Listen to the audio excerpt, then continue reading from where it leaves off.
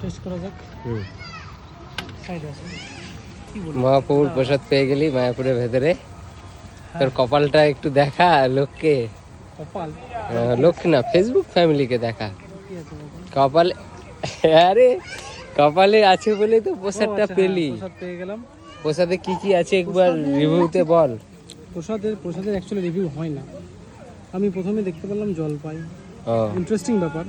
হুম আসলে মনে হয় দুপুরের যে খাবারটা ছিল হ্যাঁ সেই খাবারটাকে এক জায়গায় করে এই প্রসাদের আয়োজন করা হয়েছে, ঠিক আছে। অ্যাকচুয়ালি প্রসাদের কোনো রিভিউ হয় না, প্রসাদ খেতে হয় জাস্ট। তাহলে জয় রাধে না কি বলবো? জয় রাধে তো না, রাধে রাধে বলে শুরু করি। আমি উচ্ছেও পেলাম, আমরা বুঝতে পারছিস তো। টেস্ট করা যাক, কি বলিস? অবশ্যই। Thank you. আরও সবাই টেস্ট করছে, সাইডে নিচ্ছে প্রসাদ। ইউনিক টেস্ট, সমস্ত খাবার মিলেমিশে যেটা হয়। প্রথম টেস্টে টকও পেলাম, ঝালও পেলাম।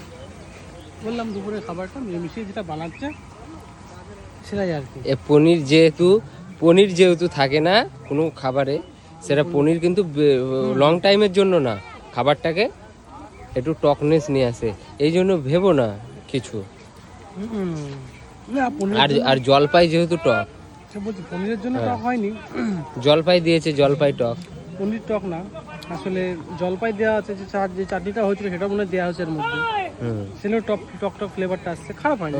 ভিড় দেখো একবার, খেতে ভালো লাগছে। ভিড়টা দেখ,